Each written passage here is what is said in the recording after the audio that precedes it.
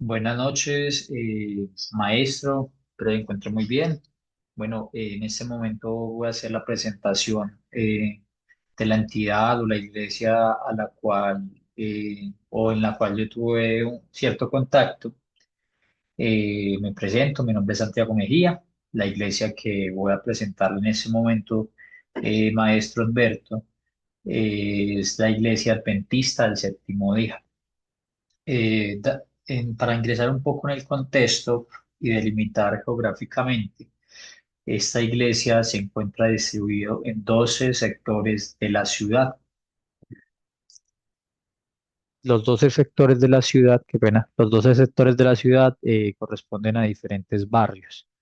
Hay ubicados 6 en el sur, en el occidente 3 y en el norte ya el resto de las iglesias. Bueno, maestro Edberto, le comento, la Iglesia Adventista del Séptimo Día, con la que yo tuve contacto, queda en el barrio Berlín, por acá lo tengo anotado, dice barrio Berlín número 25104, eso es carrera 21 de la ciudad de Armenia. Barrio Berlín es sector céntrico de la ciudad, listo. La Iglesia Adventista pues está a nivel nacional y es también internacional y es dirigida por la Conferencia General. Esa Conferencia General pues ya son personas de diferentes partes del mundo, de diferentes regiones y hemisferios pues que convergen en la misma creencia y tratan de que todo, todo marche de la forma correcta en los países donde esté instaurada la iglesia. Listo. El primer contacto que tuve, o la primera cercanía que tuve, fue con la señora Liliana Andrea Marín. Ella ya después, posteriormente, me hace contacto con el pastor Ambrosio Ramos, que es el predicador encargado de justamente esta iglesia del barrio de Berlín. Listo. Ya más adelante hablaremos un poco de algo que me pareció curioso. Bueno, yo hice alrededor de 6, 7 preguntas, también las tengo anotadas, si de pronto se me pasa algo. En ese orden de ideas, le preguntaba que cómo podría describirme la persona la fe adventista, o sea, cuál era la doctrina, cuál era la fe adventista. Entonces la persona me decía que la fe adventista no era solamente basarse en una creencia o en una serie de reglas estipuladas que debían de seguir, porque sí, ellos trataban de que todas estas normas, estas leyes, esta forma de vivir fuera enfocada en la Biblia, en lo que nos da los primeros 5 libros de la Biblia, que es el Pentateuco, que bien sabemos que fue lo que escribió Moisés, o bueno, por inspiración de Moisés en los tiempos de él, ¿cierto? Entonces ellos creen que la Biblia se tiene que observar y se tiene que vivir. Eso fue algo que marcó mucho la conversación, que la Biblia tiene que vivir, que se tiene que observar y se tiene que vivir, ¿cierto? Por ejemplo, también ellos dicen que algo que es muy importante y con lo que los reconocen mucho es porque ellos guardan sí o sí el día sábado, como lo dice el Antiguo Testamento, que Dios creó el mundo como tal lo conocemos hoy en día en una cierta cantidad de días y el último día descansó. Y para ellos ese último día es el día sábado. Y ellos ese día no hacen absolutamente nada, solamente se dedican a la lectura de la Biblia y se dedican a la oración. Entonces ellos pueden tener jornadas, pues ya depende de cada creyente, pero ellos pueden tener jornadas que son jornadas de 3, 4 horas, ¿cierto? De oración, de meditación. Entonces eso es algo interesante. Preguntaba en ese caso que entonces qué significaba el día sábado. La señora Liliana me decía que el día sábado para ellos era un día muy importante porque era el día de la conexión que tenían con Dios, era un día como predilecto para ellos poder tener una cercanía más grande con el Señor. Ellos se apartan ese día totalmente del trabajo y también algo que me parece curioso es que ellos dicen que ese día se apartan de las preocupaciones, se olvidan de todo en absoluto lo que tengan que hacer para poder entrar como en ese estado de absoluta meditación con lo divino, con Dios en este caso. ¿Listo? También me acuerdo que les preguntaba que cuáles eran las principales enseñanzas, o sea, que que qué se enseñaba en la iglesia adventista del séptimo día. Ellos me decían, ya el pastor don Ambrosio, él me decía que la enseñanza más significativa era el llamado a cuidar la propia vida del ser humano. Ellos creen de que la vida es sagrado, según la Biblia, y que también por eso ellos tienen que cuidar mucho su salud física. No solamente es algo muy interesante y es algo que me hizo pensar mucho. ¿Por qué razón? Porque en todas las religiones que se dicen monoteístas, que creen en un solo Dios, la religión católica, cristiana, bueno, evangélicos, testigos de Jehová, mm, bueno, el mismo judaísmo, ¿cierto?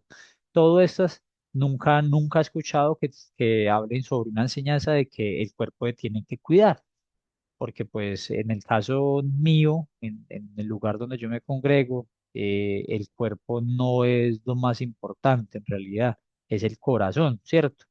Entonces la salud, lógicamente, se tiene que cuidar, pero ellos le prestan mucha importancia al cuidado de la salud, a llevar una dieta saludable y eso hace parte de sus enseñanzas.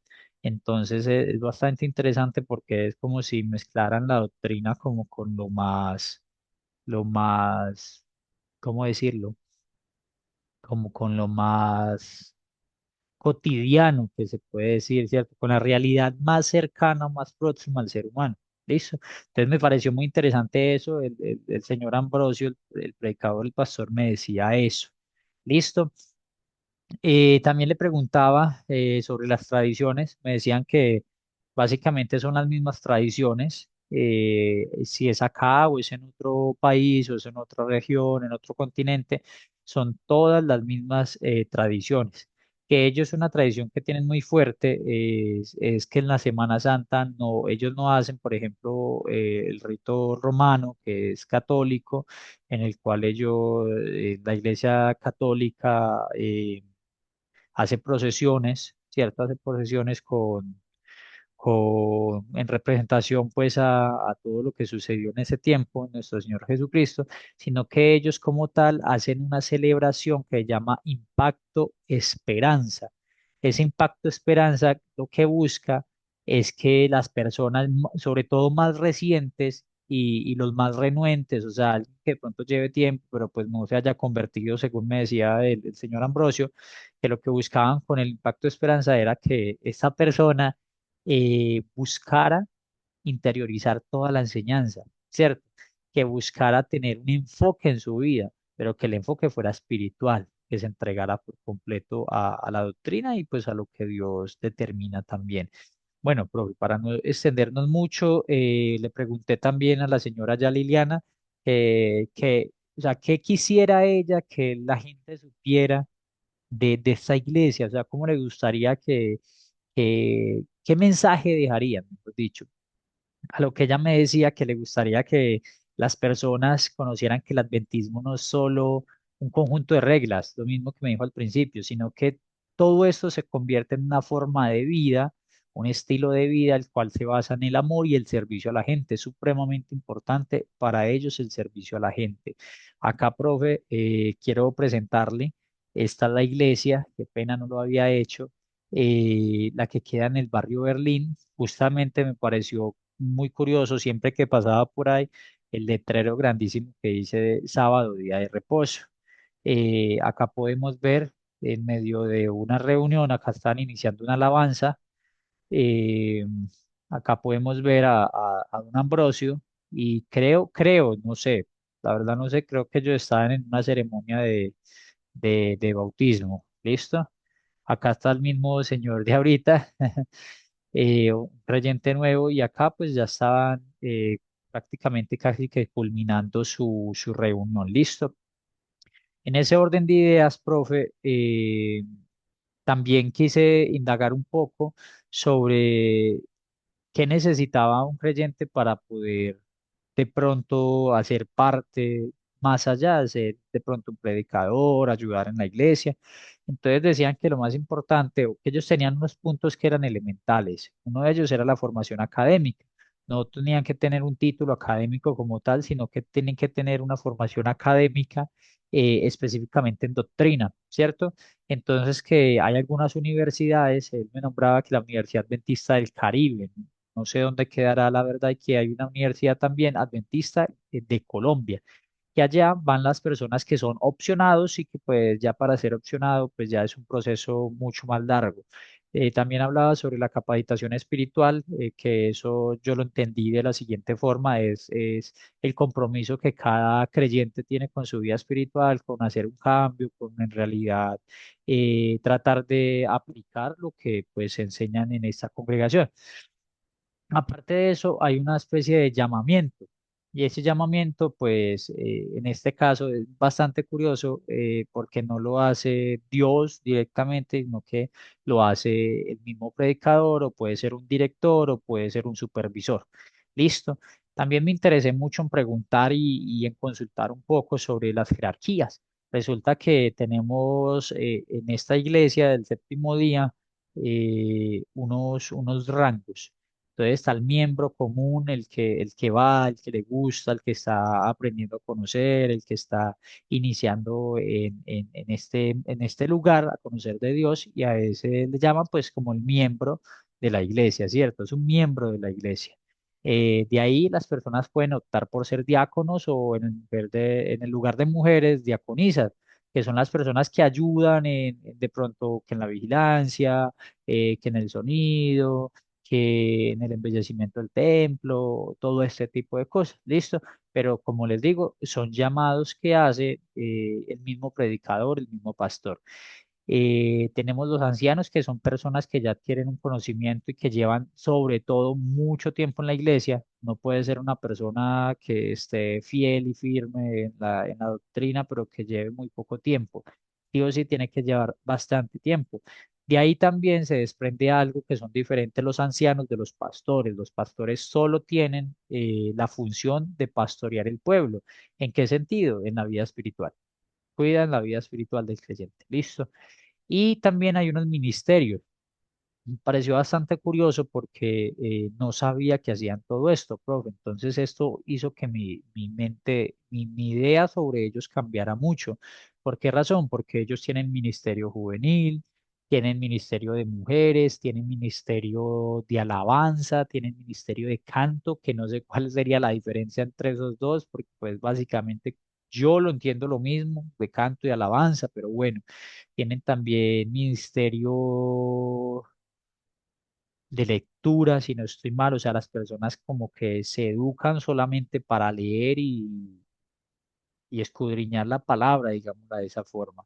Profe, bueno, ya para ir culminando, eh, yo tomé la iglesia adventista porque en Armenia tienen bastantes sedes, pues era una buena forma de poder conocerlo. Aparte de eso, era fácil obtener información, poder reunirme también por la cercanía del lugar donde yo vivo, pero me parece que es bonito ver que las personas quieren contribuir a la sociedad de alguna forma, ¿cierto? Es bonito ver que hay personas que desean colaborar a que las personas sean felices, a que busquen de Dios, a que busquen de esa cercanía y de esa comunión con Dios. Entonces me pareció interesante, respetable, eh, lo mismo que siempre he dicho y he compartido en los foros que yo le he presentado. Yo pertenezco a la Iglesia de Dios, Ministerial de Jesucristo Internacional. Lo manejamos todo, o todo se maneja, no lo manejamos nosotros, lo maneja Dios de formas muy diferentes, pero es bonito que las personas se interesen por en realidad enriquecer la sociedad.